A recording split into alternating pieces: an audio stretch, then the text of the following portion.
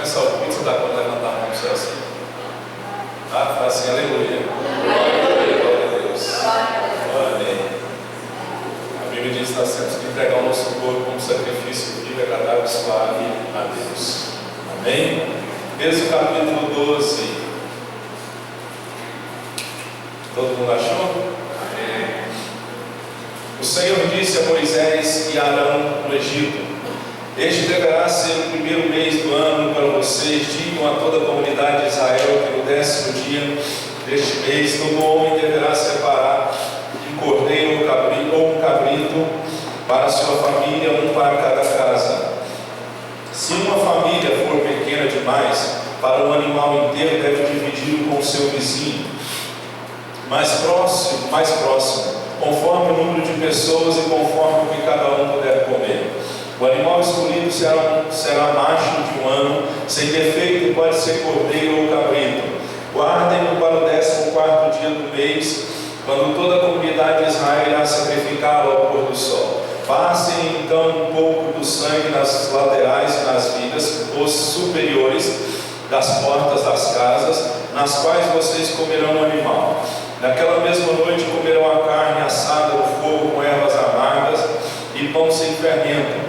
Não comam a carne crua nem cozida em água, mas assada no fogo, cabeça, pernas e vísceras. Não deixem sobrar nada até pela manhã. Caso isso aconteça, queimem o que restar.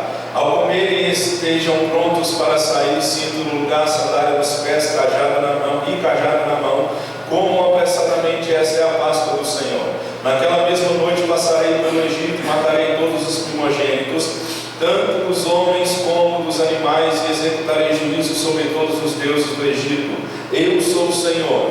O sangue será um sinal para indicar as casas em que vocês estiverem. Quando eu vir o sangue, passarei adiante. A praga de destruição não nos atingirá quando eu ferir o Egito. Amém? Repita comigo assim: o sangue de Jesus tem poder. Mas fale, parece que você está meio desanimado hoje, não sei o que está acontecendo, mas fale com força, fale com fé. Amém? Repita assim comigo: o sangue de Jesus tem poder. Amém? Então se assente crendo nesta convicção de que sobre mim, sobre você, o sangue de Jesus tem todo o poder. Amém? Hoje é Santa Ceia, dia de relembrar a morte do Senhor até que Ele venha.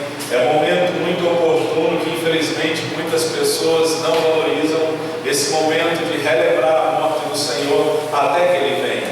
É interessante que muitos gostam de relembrar a data do nascimento de Cristo, mas a Bíblia não enfatiza o nascimento, ela enfatiza a morte, porque não foi pelo nascimento que tivemos livramento, foi pela morte, porque Jesus é o Cordeiro de Deus que tira o pecado do mundo. Então Jesus ele veio para morrer, Jesus ele veio para nos dar vida e vida com abundância. Então hoje é momento de alegria, momento de nós relembrarmos a morte do Senhor até que Ele venha. Por isso hoje nós vamos trazer essa mensagem com o tema: o sangue de Jesus tem poder. Hoje no almoço meu filho perguntou: pai, o que o senhor vai pregar hoje? E eu virei para ele e disse assim: o sangue de Jesus tem poder, Mateus. E ele olhou assim assustado para mim: o que foi, pai? Eu falei: eu vou pregar sobre o sangue de Jesus. O sangue de Jesus tem poder. Então nós vamos pregar hoje, vamos relembrar a morte do Senhor. É motivo de alegria. E se você conhece algum membro aqui da igreja, amigo que não vem na ceia, quando você o vê, você dá um chacoalhão nele e diz: olha, não desvalorize esse momento de relembrar a morte do Senhor até que Ele venha. Amém? Então nós vamos entender hoje: a cruz de Cristo é a maior expressão do amor de Deus por mim e por você, porque Deus ama muito a mim e você, e a cruz é uma expressão do amor de Deus por mim e por você. Romanos capítulo 5 verso 8 diz: Deus prova o seu amor para conosco pelo fato de ter Cristo morrido por nós, sendo nós ainda pecadores. Então eu e você somos tão especial para Deus. Deus nos amou de tal maneira que Ele deu tudo, Ele deu a si mesmo, Ele deu o seu único Filho em favor de mim e em favor de você. Então você é especial para o Senhor. Deus tem um grande apreço por você. A Bíblia diz que o Espírito de Deus tem ciúme de mim e de você. A Bíblia também diz: ai daquele que tocar na menina dos olhos do Senhor. Então quem sabe você veio aqui preocupado com o seu calçar, vestir, com E o Senhor nosso Deus está dizendo para mim e para você hoje: não se preocupe com as demais coisas, reino e justiça primeiro. Então nós temos que entender que você é amado por Deus, e Deus provou o seu amor dando o seu único filho, né? Então Ele provou o seu amor pelo fato, e é interessante que Ele morreu por mim e por você, nós ainda sendo pecadores. Então mesmo você sendo pecador, o Senhor nosso Deus, Ele ainda te chama de filho. É interessante que o filho pródigo vai, gasta tudo que tinha, gasta a sua herança, e quando ele volta, o pai, que representa o Senhor nosso Deus, volta, né, e prepara uma festa para ele, mata um bezerro e o aceita novamente. Então se você pecou, e eu tenho certeza que sim, porque eu e você somos pecadores, hoje o Senhor nosso Deus está dizendo para mim e para você que a cruz é a maior expressão de amor que Ele tem por mim e por você, porque Deus ama você de maneira especial, que Ele deu tudo, Ele deu o seu único filho. Então se você se preocupava, né, porque muitas pessoas pensam assim: ninguém nunca morreu por mim, Jesus morreu por você. Então nós temos que aprender, e para sermos livres, Jesus morreu em nosso lugar, Cristo morreu para nos libertar. O texto no qual nós lemos conta a história do povo de Israel, que estava cativo sob o cativeiro de Faraó durante 450 anos. Eles ficaram presos sob o domínio do Faraó. E a gente sabe que Deus anunciou as pragas, enviou Moisés, né, e o Faraó não aceitou libertar o povo de Israel. Mas o Senhor nosso Deus, Ele sempre tem um jeito e modo, porque a palavra dele diz que quando Ele age, ninguém pode impedir. O Faraó tentou e pensou que poderia impedir a libertação do povo de Israel, que estava cativo, mas o Senhor nosso Deus enviou um total de 10 pragas, e a última praga seria que todos os primogênitos, tanto de pessoas quanto de animais, quando o espírito de morte passasse, esse espírito ia matar todos os primogênitos. Mas aqui o Senhor nosso Deus dá uma orientação ao povo de Israel, que eles tinham que matar um cordeiro, um animal macho sem defeito, poderia ser cordeiro ou cabrito. Por que isso? Porque nós podemos ver, hoje não é Páscoa, né? Mas aqui foi instituída a Páscoa do Senhor, porque Israel foi escravo, e nós temos que aprender que também, como Israel, assim nós éramos escravos antes de conhecer o Senhor, nós éramos escravos do pecado. Olha para o seu irmão e diga: você era escravo do pecado.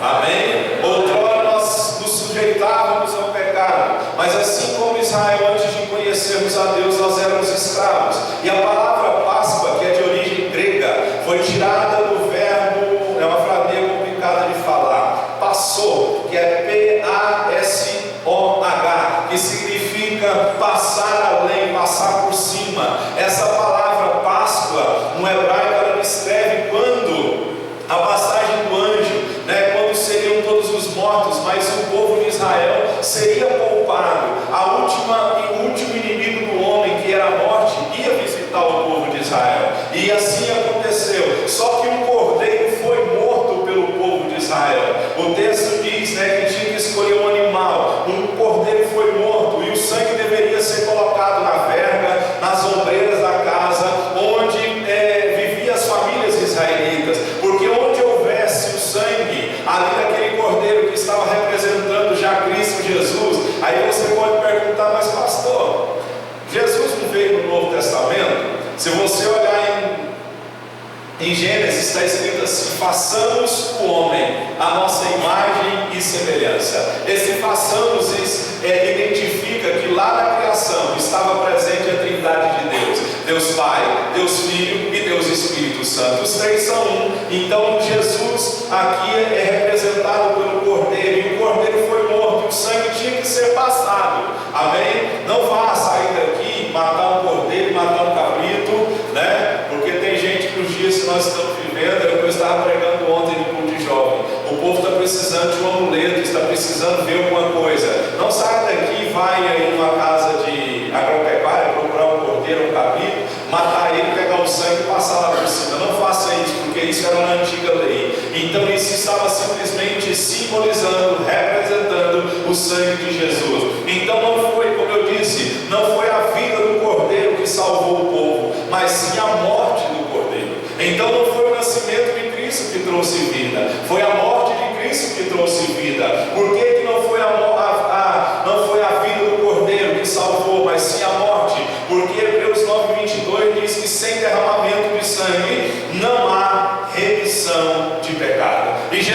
foi o nosso substituto, foi a morte na cruz que pagou o nosso preço pela nossa salvação, pela nossa redenção. Então olha que honra, eu e você sendo pecador, não valendo nem o sal que come, vamos dizer um palavreado mais claro, Jesus Cristo olhou por mim, para você e disse: eu vou morrer no seu lugar, mesmo você sendo pecador, mesmo não merecendo, eu vou provar para você o quanto eu te amo. Então ele morreu no nosso lugar, ele sofreu o julgamento por nosso pecado. É interessante essa frase.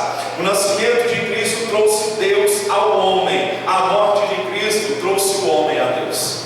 Vou ler de novo para você entender. O nascimento de Cristo trouxe Deus ao homem, né? Porque o homem pecou. Lá no jardim do Éden houve uma quebra de princípios, o homem pecou e o homem por si só ficou separado de Deus. Então o nascimento de Cristo trouxe Deus ao homem, mas foi a morte de Cristo que trouxe o homem a Deus. Então é através da morte de Cristo que hoje nós podemos entrar na presença do Senhor nosso Deus. E hoje nós vamos estudar, aprender aqui algumas verdades bíblicas a respeito do sangue de Jesus. Às vezes essa palavra parece ser uma palavra, como que eu posso dizer, fora do normal que nós estamos acostumados a ouvir. Porque muitas vezes nós estamos acostumados a ouvir a palavra: Deus vai te abençoar, a vitória é sua, né? Não se preocupe, Deus te calça, te veste, Deus vai te dar dinheiro, Deus vai fazer isso, Deus vai fazer aquilo. Mas nós temos que aprender a ouvir sobre a doutrina da Bíblia, porque quando nós estudamos a doutrina da Bíblia, que são essas coisas que aos olhos de muito parece ser pesaroso, parece ser cansativo, são essas coisas que nos faz ficar de pé. E a primeira coisa que o sangue de Jesus faz, repita comigo: o sangue de Jesus tem poder. Repita comigo: o sangue de Jesus tem poder na minha vida. Amém? Então quando você vê um demônio, quando você vê alguma coisa, você expulsa em nome de Jesus e clama o sangue. Amém? Então a primeira coisa que o sangue de Jesus ele faz, a morte de Jesus faz em nosso favor, alguma verdade bíblica sobre o sangue. Através do sangue de Jesus nós temos redenção. O que é redenção? Redenção é perdão, redenção é salvação, redenção é resgate, redenção é libertação. Por que nós temos redenção? Porque a Bíblia diz em Efésios 1, verso 7, a parte A, diz assim: nele temos a redenção, ou seja, o perdão, por meio de seu sangue, o perdão dos nossos pecados. A palavra sangue assusta, né? Tem gente que até tem medo de sangue, tem gente que tem medo de tomar uma injeção, mas a gente pode ver que o sangue representa expiação. E o que significa expiação? É que Deus dá o perdão dos nossos pecados àqueles que se arrependem. Então 1 João capítulo 1 verso 9 diz que se eu e você confessarmos os nossos pecados, Ele é fiel e justo para nos purificar e nos perdoar de todos os nossos pecados. Então o sangue de Jesus, né, ele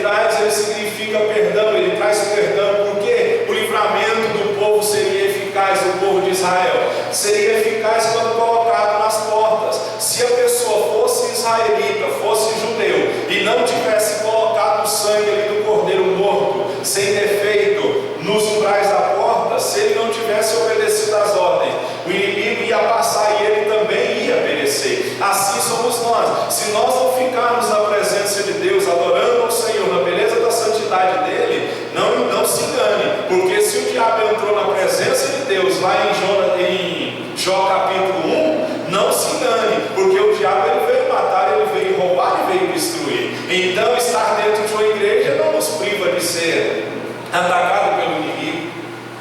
Então muita gente acha que tem que só vir na igreja. Não, igreja é onde você se alimenta, mas é lá fora onde nós praticamos o que nós aprendemos aqui nos dias de semana. Então quando o livramento para ser eficaz tinha que ser colocado o sangue, porque a Bíblia diz assim: quando eu ver o sangue, passarei por vós. Então, o sangue de Jesus, ele representa expiação, ele perdoa os nossos pecados, e essa reconciliação requeria sacrifício de alguém em substituição ao pecador arrependido. Só que no Antigo Testamento, os substitutos que davam lugar aos que se arrependiam, os pecadores que se arrependiam, eram os animais. Eles eram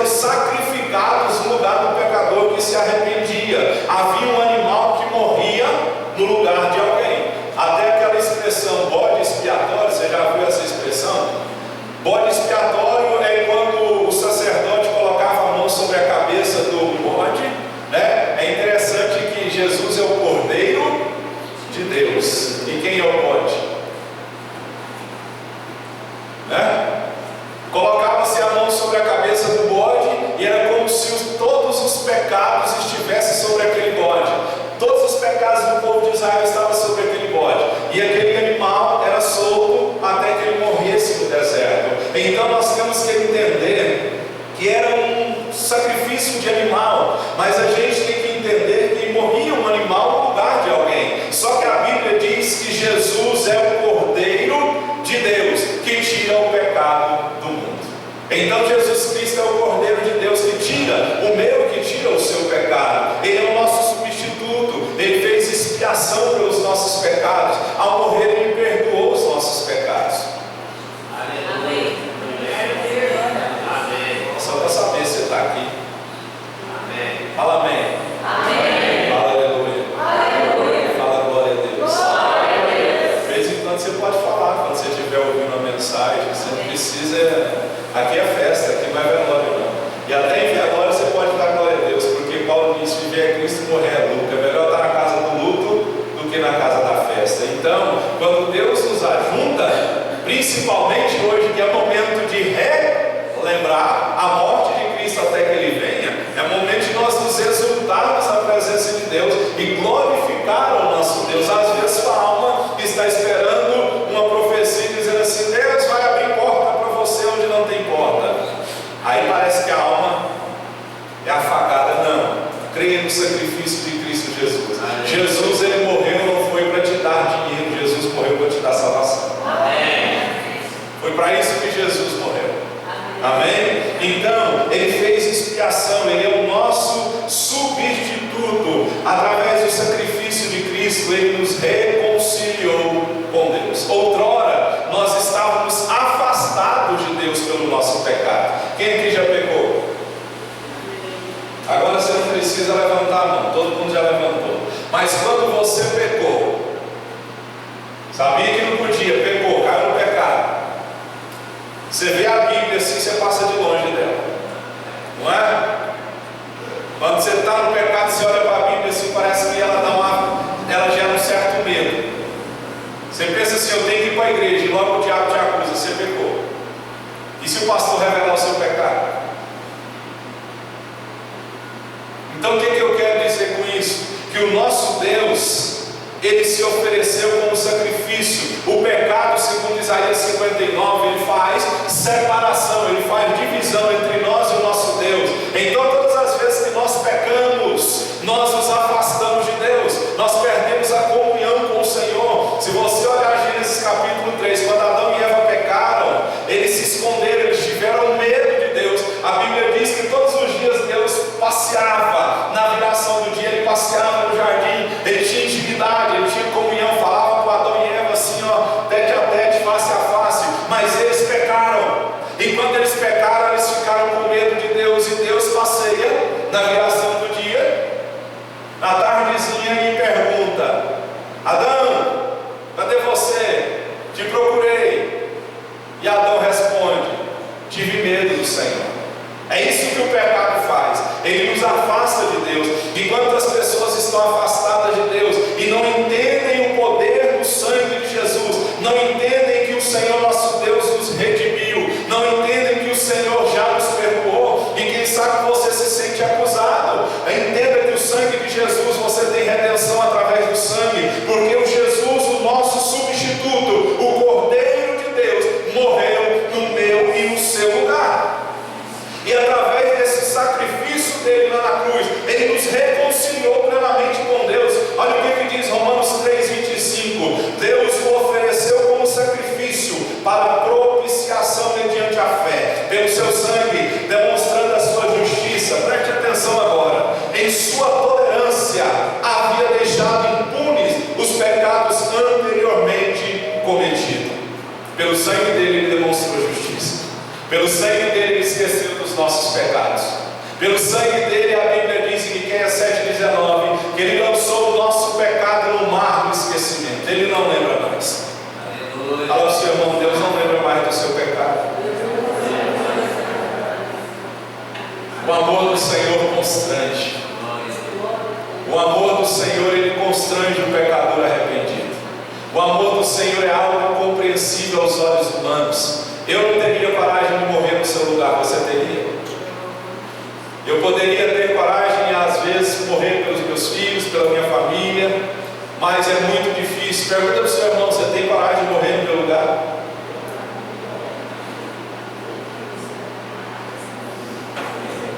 Difícil, não é? É muito difícil. Imagine entrar alguém aqui e dizer assim, ó, quer morrer no lugar dele e apontar uma arma na sua cabeça, né? Com certeza nós ajoelharíamos no chão e dizíamos, pode matar ele. Mas o nosso Deus foi o nosso substituto. Ele expiou os nossos pecados, Ele trouxe o perdão, Ele trouxe redenção, Ele nos resgatou das mãos do inferno.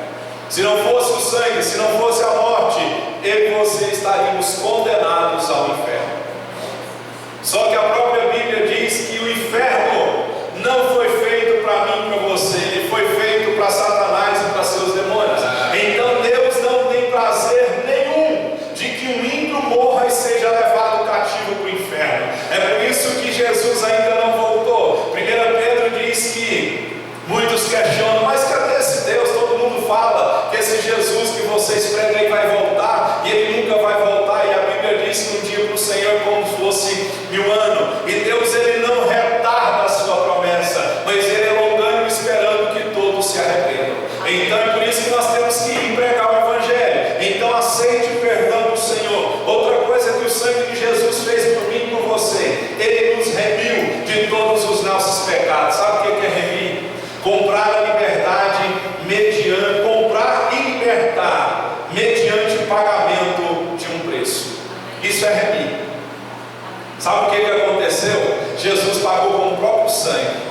1 Pedro diz assim, 18 ao 20: pois vocês sabem que não foi por meio de coisas perecíveis, como prata ou ouro, que vocês foram redimidos da sua maneira vazia de viver, que lhes foi transmitida por seus antepassados, mas pelo precioso sangue de Cristo, como de um cordeiro sem mancha e sem defeito, conhecido antes da criação do mundo, revelado nestes últimos tempos em favor de vocês.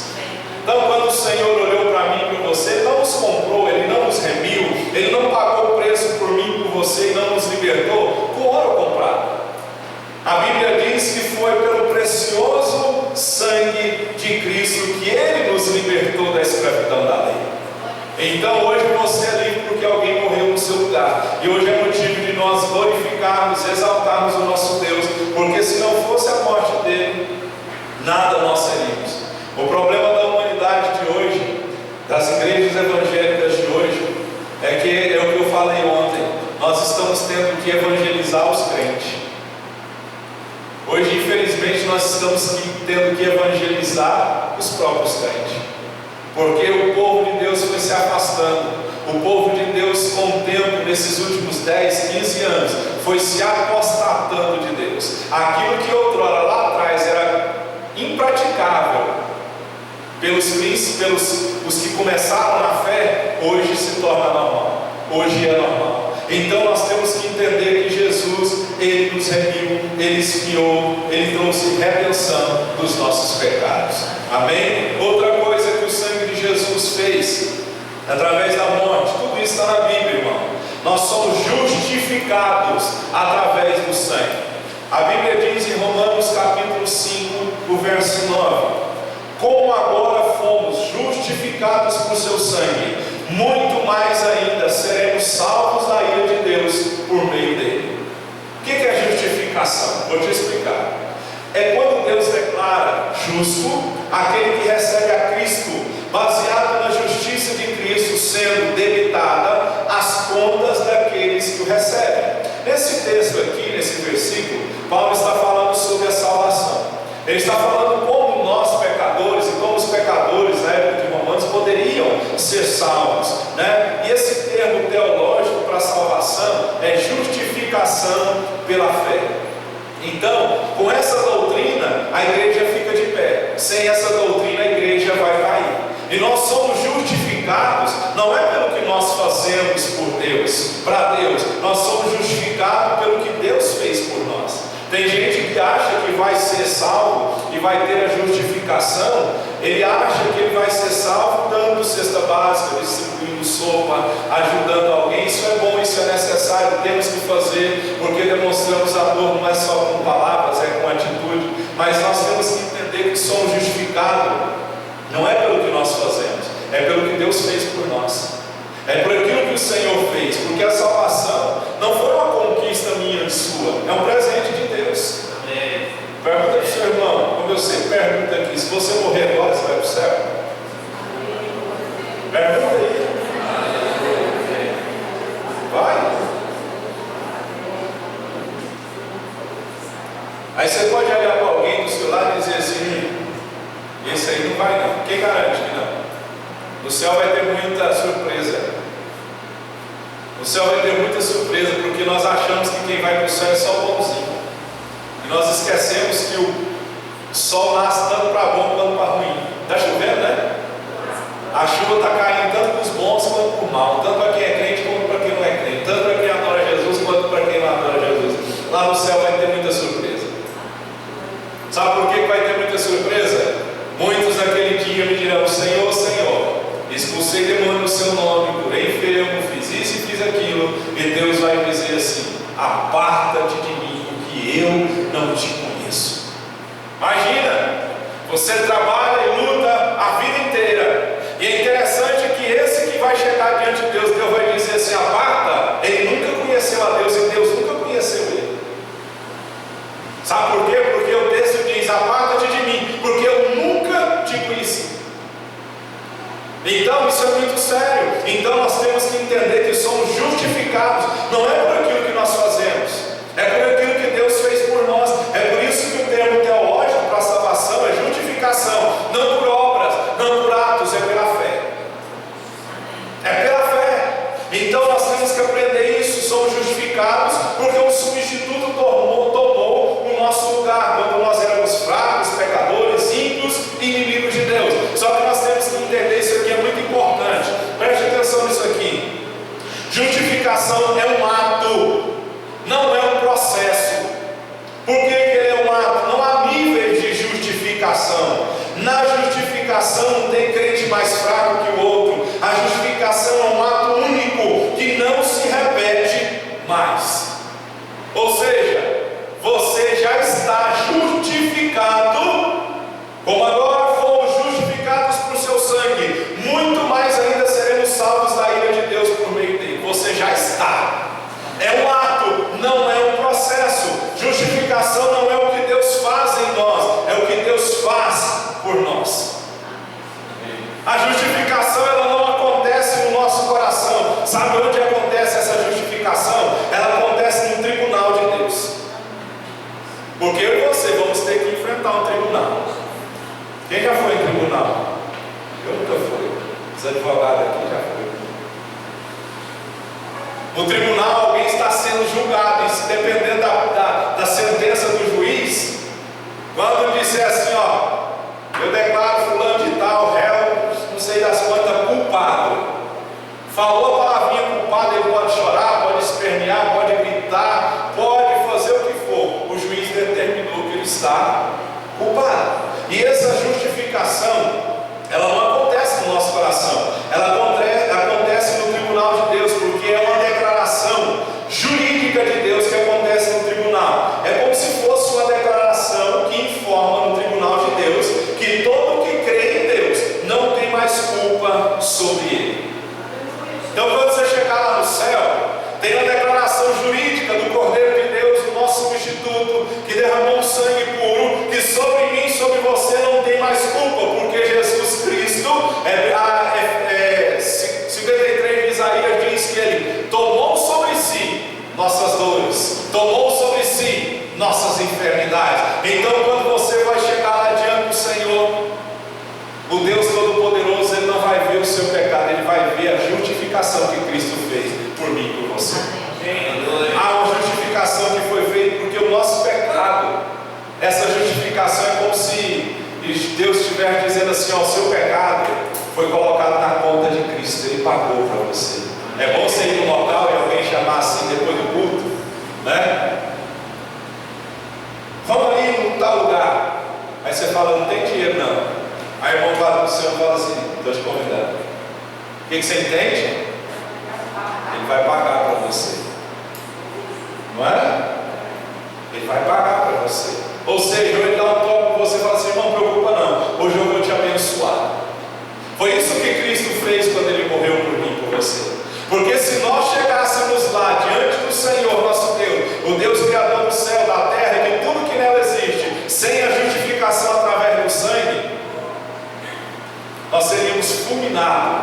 pela glória, pela majestade, pela santidade, pelo poder do nosso Deus. Mas você pode chegar. Então é importante você entender que a justificação está dizendo que não há mais condenação sobre mim, sobre você.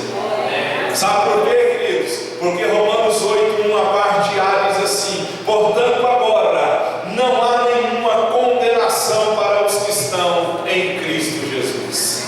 Então, se você tem medo de ir para o inferno ser condenado, é porque você não conhece a justificação. Você não conhece o poder do sangue. Você não conhece o poder da morte do Calvário. Porque a Bíblia está dizendo agora não há nenhuma condenação para os que estão em Cristo. Isso me dá liberdade para pecar? Continue andando em santidade, tendo compromisso. Porque tem muita gente que deturpa a palavra. Aí ele vai pensar: bom, se eu não estou condenado, então eu posso viver a meu prazer, eu vou fazer o que eu quiser. Porque tem muita gente que pensa assim: a hora que Jesus, que eu for morrer, eu me arrependo. A hora que eu for morrer, se não der tempo. Não é verdade? Então, só que é importante entender que justificação é um ato, não é um processo. Não podemos confundir justificação com santificação. Não confunda. Justificação é a nossa posição diante de Deus. Nós já estamos justificados diante de Deus. É uma posição. Foi um ato que foi feito de uma vez por todas e não vai se repetir mais. Só que a santificação indica não a nossa posição, ela indica a nossa condição. A santificação ela pode mudar a cada dia, a justificação não. Então, santificação, cada dia mais eu vou me santificar. E a Bíblia diz que sem santidade ninguém verá Deus. Ao seu irmão, sem santidade você não verá Deus. Amém? É muito sério, irmãos. Nós estamos vivendo um tempo onde tem muito crente achando que vai para o céu, não vai. Tem muita gente achando que servir a Deus é o que eu prego, que eu falo, que a Bíblia diz. Nós temos que entender o seguinte: aceitamos Cristo, Cristo nos aceitou, fomos perdoados, remidos, o pecado foi expiado, justificado, mas nós temos que largar a velha natureza. Nós temos que largar os pecados antigos de outrora, porque que benefício há eu aceitar Cristo como Senhor e continuar a mesma coisa? Se alguém está em Cristo, o que ele é? As coisas velhas, tudo se fez novo. Então, se eu aceitei Cristo, se eu tive uma conversão, uma metanoia, que é mudança de rumo, eu vim para a casa do Senhor, aceitei Cristo, fui perdoado, mas eu continuo nas mesmas práticas. Isso não é conversão. Então entenda, não confunda justificação com santificação. Justificação é a nossa posição diante de Deus. Santificação indica condição. Santificação muda. Fala para o seu irmão: seja mais santo. Amém? Não é esse santo que você vê aí na sua cabeça, não. Tá? Não é esse santo de pau, de pedra, de barro, pregado por mãos humanas. Como diz Salmo 115, tem boca, mas não fala, tem olho, mas não vê, tem nariz, mas não cheira, tem mão, mas não apalpa, tem pés, mas não anda, tem ouvido, mas não ouve, não pode fazer mal, não pode fazer bem. Não é esse que eu estou dizendo. Porque às vezes você vai pensar assim: nossa, eu sou santo. Então, você tem que se dobrar e se prostrar ajoelhando diante de mim. Não é isso que eu estou dizendo. Outra coisa que o sangue de Jesus faz: nós somos santificados através do sangue. Porque eu acabei de dizer que justificação não é santificação. Por que nós somos santificados através do sangue? Hebreus 13:12 diz assim: assim Jesus também sofreu fora das portas da cidade, para santificar o povo por meio do seu próprio sangue. Diga amém. Amém. Então, através do sangue nós somos santificados. O que é santificação? É você se separar daquilo que desagrada a Deus. Santificação não é perfeição. Santificação é quando você aprende a fazer a diferença, é quando você sabe distinguir entre o que é certo, entre o que é errado. Santificação é uma obra que ela é progressiva. Sabe quando se iniciou a santificação na minha e na sua vida? A partir do momento que você aceitou Cristo como Senhor e Salvador da sua vida? Quem lembra do dia que você se converteu? Você lembra? Amém? Na maioria das vezes, quando nós vamos fazer uma oração para a pessoa se converter e se arrepender, ela renascer novamente, se tornar nova criatura, se repete a seguinte frase: eu aceito Cristo como Senhor e meu Salvador, perdoa os meus pecados, escreve meu nome no livro da vida. Depois é feita uma oração pedindo a Deus perdão dos pecados para que os nossos nomes sejam escritos no livro da vida. Então, santificação não tem degraus, a justificação não tem degraus. Então nós temos que entender que santificação não é sinônimo de perfeição. Não é que você está sendo santificado que você vai ser perfeito, porque a Bíblia diz que todos nós somos pecadores. Então não é perfeição, não queira ser perfeito. Então nós temos que aprender que a santificação nos faz distinguir entre o que é certo e o que é errado. Então nós temos que nos purificar. Você sabe que alguma coisa te afasta de Deus? Corre, sai de perto. É alguém? Sai de perto dessa pessoa. É algum lugar? Não vá mais. É alguma atitude? Não faça mais. Porque isso está nos afastando de Deus. E quem somos nós sem Deus? Fala para o seu irmão assim: se você sabe, se você sabe que tem alguma coisa na sua vida que te afasta de Deus, afaste-se disso. Amém? Está te afastando de Deus, irmão, não é bom para você. Porque o que é bom para você edifica, não destrói. Se fosse, eu sempre falo, né? Tem muita gente que fica orando para Deus restituir, né? Aí a gente canta aquela música: restitui, quero de volta o que é meu, né? Mas não tem nada, não, irmão. Aprende uma coisa: se Deus tirou, e foi Deus, porque tudo é dele, tudo é por ele, tudo vem dele. Nem uma folhinha cai sem a permissão de Deus. Sua vida não é um acaso. Se aconteceu de perder alguém, alguma coisa, seja o que for, para de ficar. Deus restitui. Tem coisa, irmão, que não edificava. Você já perdeu alguma coisa que não te edificava? Por que está orando ainda para trazer de volta? Esse é o grande questionamento nosso. Nós somos como criança mimada. Você já viu? Nós perdemos alguma coisa e nós achamos que Deus é obrigado a substituir, nos dar uma chupetinha, dar um biquinho para calar a nossa alma. Quantas coisas eu já perdi na minha vida? E tem coisa que se perde, que Deus tira, é para edificação, é para livramento.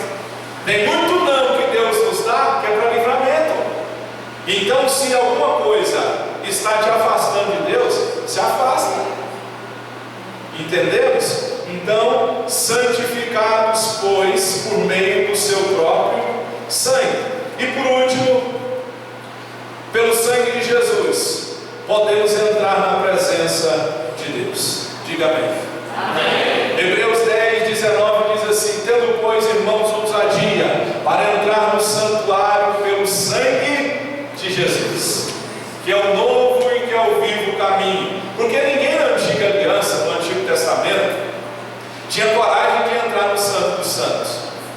Se você não sabe, o santuário era dividido em lugar santo e lugar santíssimo, que era o lugar santo dos santos, onde havia a arca da aliança, né? E a gente pode ver que até mesmo o sumo sacerdote, ele entrava no Santo dos Santos uma vez por ano, no dia da expiação, que é o Yom Kippur, né? Ele não poderia entrar sem o sangue do sacrifício.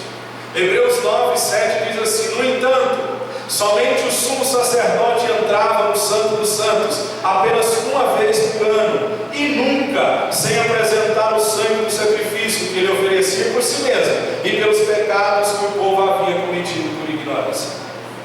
Em outras palavras, ele entrava na presença de Deus e pedia perdão pelos pecados dele. O sacrifício servia para isso, e pelos pecados do povo. Da mesma forma somos nós que ministramos aqui, quem canta, quem toca, quem exerce alguma função, quando ao subir aqui, não que isso aqui seja santo, é só um simbolismo. Ao fazer alguma coisa, pode ser aqui embaixo, porque depois vocês vão achar que isso aqui é santo, e às vezes a gente confunde mais. Ao fazer alguma coisa para Deus, primeiro o que nós temos que fazer? Dobrar o joelho. Senhor, perdoa os meus pecados, tem misericórdia de mim porque eu sou pecador. Deus, como que eu vou falar alguma coisa para o povo se o Senhor não falar comigo? Me perdoa, me lava, me transforma, me liberta do pecado, porque eu vou falar a tua santa e gloriosa palavra. Esse é o grande erro que muitos estão pregando a palavra e não estão aplicando a palavra a si próprio. A palavra de Deus é a espada de dois gumes. Alguns até chegam ao ponto de dizer que ela corta tanto na ida e na volta. Então quem prega a palavra, normalmente ele vivencia a palavra antes dele pregar a palavra. Alguns aqui, que eu de vez em quando coloco para pregar a palavra, aí chega e pastor, estou agoniado demais, estou nervoso demais, tive até diarreia, fiquei preocupado, fiquei nervoso, porque é algo tão forte, é algo tão poderoso e tão sério pregar essa palavra, que nós não podemos pregá-la e fazê-la de qualquer forma, porque essa palavra aqui é santa. Amém? Então o sacerdote visitava o Santo dos Santos uma vez por ano. Nós podemos entrar na presença de Deus todos os dias, a hora que você quiser, seja no carro, seja andando na rua, deitado na sua cama, seja dobrado o seu joelho, seja andando, não importa o lugar, não importa sua posição corporal, você pode entrar na presença de Deus todos os dias. A grande pergunta é: por que nós não entramos na presença de Deus todos os dias? Por que nós não valorizamos isso, essa liberdade que nós temos? Nós temos a palavra, não temos? Podemos lê-la a qualquer hora que quisermos, não podemos? Eu me lembro de um vídeo, até passei esse vídeo aqui. Um avião, eu passei esse vídeo lá na antiga sala. Um avião, uma tribo, não sei aonde aí, não me lembro o local do mundo, mas mostra o avião chegando, e dentro desse avião havia caixas e caixas de Bíblia. E lá embaixo uma tribo indígena cantando, pulando, fizeram uma festa, e quando as caixas de Bíblia chegaram, eles começaram a cantar, eles começaram a chorar e carregavam as caixas de Bíblia, levantando. Outro vídeo que eu vi, se eu não me engano, na China, salvo engano, chegou algumas Bíblias, na Rússia, se eu não me engano, um lugar perseguido aí, chegou e fizeram a fila para receber as Bíblias, só que as Bíblias não deu para todo mundo, e alguém chega na pessoa que estava distribuindo a Bíblia e diz assim: me dá pelo menos a caixa que veio a Bíblia. O sangue de Jesus permite eu e você entrar na presença de Deus, e nós não gastamos tempo com o Senhor, nós não valorizamos o que o Senhor nosso Deus fez por mim e por você. É sempre assim, irmão, quando as coisas são difíceis, nós valorizamos mais. Já viu aquele ditado assim: só dá valor depois que morre? É depois que morre que a gente vai pedir perdão, é depois que morre que vai levar flor, é depois que morre que vai chorar diante de Deus. Então nós temos que aprender a valorizar esse momento. Hoje, quantos crentes não vieram no culto e sabiam que tinha Santa Ceia? Sabiam que tinha Santa Ceia? Aprende uma coisa a partir de hoje: não falte Santa Ceia. Salvo quando você estiver doente, salvo quando você estiver viajando. E se alguém estiver doente, liga para o pastor, e o pastor é obrigado não, nós vamos lá com o maior amor e com o maior prazer levar a Santa Ceia, mas não nos valorize a Santa Ceia. No meu ministério eu só faltei na Santa Ceia, que eu me lembre, uma vez, que eu me lembro, e isso porque eu me esqueci que era Santa Ceia. Eu fui para um aniversário de uma tia minha, já falecida, minha tia Maria. Quando eu cheguei na casa dela, já era quase 9 horas, eu lembrei: meu Deus, hoje tinha Santa Ceia. E Então nós temos que aprender que o sumo sacerdote entrava uma vez e tinha um véu que separava o lugar santo, né? Esse véu ele tinha de 10 a 12 centímetros de espessura. Era uma resistência tão grande, tamanha a resistência desse véu, que 2 cavalos não tinham a força necessária para romper esse véu que fazia a separação do lugar santo e do lugar santíssimo, onde a arca da aliança, que simbolizava a presença de Deus, estava. Esse véu tinha 13,5 metros de altura e 13,5 metros de largura. Era uma separação, não era qualquer um que entrava, era o sumo sacerdote que entrava uma vez por ano. Mas pela morte de Jesus, o véu se rasgou. Abra para você ver em Marcos capítulo 15.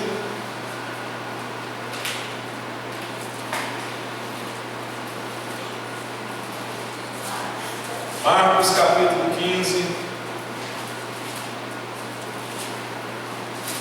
capítulo 15, verso 38.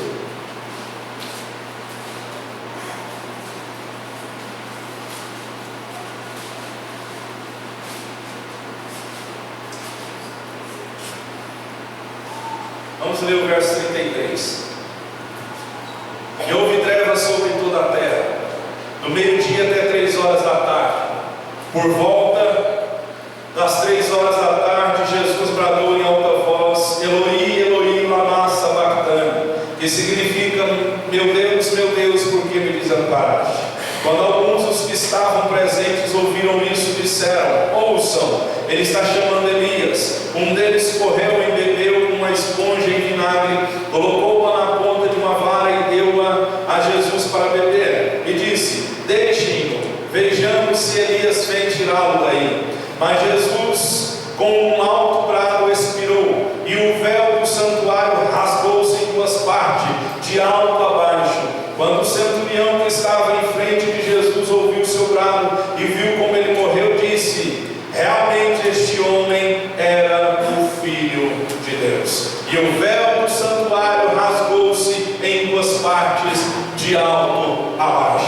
Então, a nossa permissão de entrar na presença de Deus não é por sangue de animais, é pelo sangue de Jesus. E hoje nós vamos entrar através da oração, pelo sangue da nova aliança. Nós vamos entrar na presença de Deus e vamos glorificá-lo. Nós vamos agradecer, nós vamos exaltá-lo, porque ele morreu no nosso lugar. Coloque-se de pé, por gentileza. Louvado seja o nome do Senhor nosso Deus. Aleluias. Você não vai pedir nada, você não vai pedir dinheiro, você não vai pedir porta de emprego, você não vai pedir nada, você simplesmente vai adorar o Senhor. Você vai reconhecer o sacrifício expiatório que Ele fez por mim e por você.